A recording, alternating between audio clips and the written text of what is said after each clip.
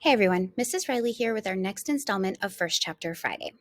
If you are watching this as soon as it's being released, we are coming up on December. This is actually the first Friday in December. So I wanted to share with you some holidays that are coming up through the month of December.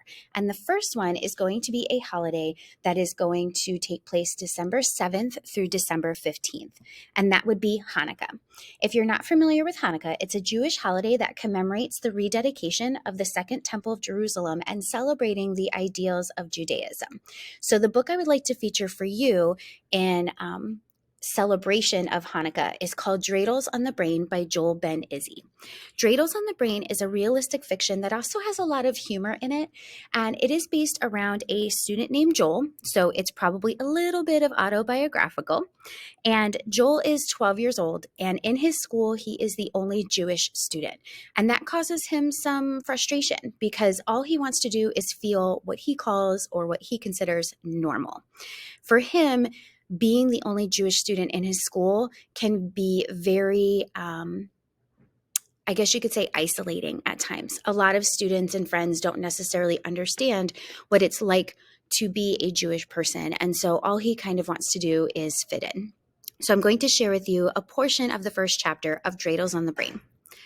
The first candle, chopped liver. Sunday, December 12th, 1971. I could have stopped at 3 and called it a miracle. After all, 3 in a row is good. Not just good, great. You know the odds of that happening by itself? Minuscule. A dreidel has 4 sides, so the chance of getting a single gimel, which is the letter you want, is 1 in 4.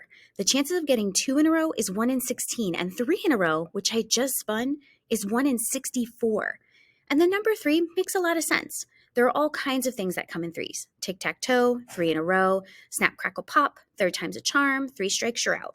And stories, which I love, are filled with threes. It's always the third son who sets off to seek his fortune and actually finds it, which works for me because I'm the third son. There's Goldilocks and the 3 bears, the 3 little pigs, but those things aren't Jewish, especially the pigs. They are, as my dad would say, goyish, which is the Jewish word for non-Jewish things. For Christians, 3 is a magic number, like the Holy Trinity. And maybe if I wasn't Jewish, spinning 3 gimels in a row would have been enough. Then again, if I wasn't Jewish, I wouldn't have been spinning a dreidel in the first place, trying to figure out whether I should believe in magic or God or miracles or anything at all. For Jews, things come in 4s, like the 4 sides of a dreidel. Look at Passover. You drink 4 cups of wine, ask 4 questions, tell about the 4 types of children. Besides, 4 is the deal I'd made with God before the first spin. Hey God, I'd said, Happy Hanukkah. I never know how to talk to God and always end up feeling foolish.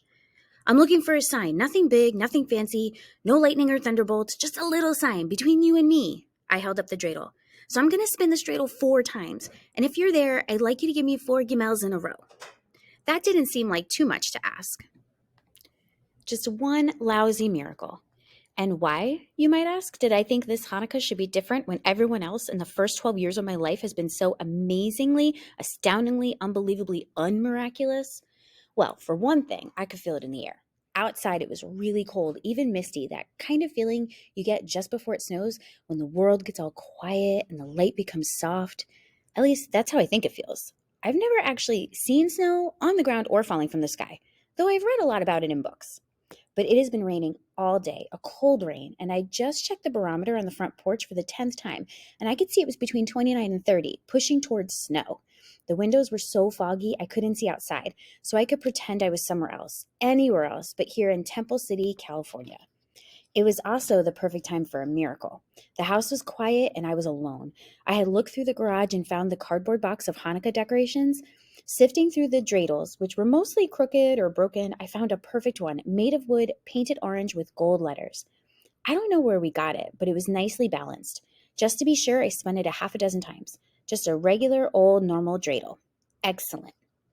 Then I cleared all the junk off the table, a bunch of papers, my dad's electronic stuff, some glow-in-the-dark phone dials, and piled it on the washing machine. I wasn't going to let anything interfere with these 4 spins, so I took the sponge from the sink and cleaned off the tabletop so thoroughly that I could see the little gold sparkles among the gray and black swirls of the formica. All right, God, I whispered, this is your chance. 4 gimels in a row. One little Hanukkah miracle, right here, right now. I spun, a good, solid spin, and when the first gimel came up, I was impressed. All right, I said, that's one. But when the second Gimel came up, everything changed. Excellent, I said, trying to play it cool. That's two. I tried to act casual, like miracles happen to me all the time, as opposed to never. I wound up the dreidel and spun again, hard as I could. Gimel! This time I went wild. Yes! I shouted. Yes, that's it! I completely lost it, jumping around screaming, Man, oh, Manischewitz! Be quiet, said Howard, who had come out of his room. You're making too much noise. I'm trying to concentrate. When I said I was alone, I wasn't counting Howard. He's my oldest brother, and he spends all his time in his room with the door closed studying math. That's all he ever does. He's 15 and he's in high school and is supposed to be some super brilliant genius. At least that's what he tells us. The only time he stops studying is to come out and eat or when Kenny and I are making noise. Kenny's my other brother, who's 2 years older than me and actually likes to have fun. His real name is Kenneth, but everyone calls him Kenny. But no one calls Howard Howie. He won't let them.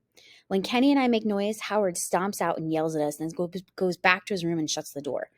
That's one reason Kenny and I hardly have any friends over. But at the moment, I couldn't have cared less about Howard. This was between me and God. All right, I whispered, suddenly feeling nervous about the next spin. 3 in a row is pretty good, I said. Really good, but it's not a miracle, not yet. It might just be luck. After all, it's just a 1 in 64 chance. I stopped myself, because weird as it feels to talk to God, it's even weirder to lecture God about math. I brushed off any microscopic dust that might have settled on the table. Just one more Gimel, I said, so quietly only God could hear me. That's all I'm asking. I wound the dreidel between my thumb and middle finger and spun. So that was a portion of the first chapter of Dreidels on the Brain from Joel Ben Izzy. If you would like to check out this book, make sure to fill out the first chapter Friday raffle in the library Google Classroom. Happy Hanukkah.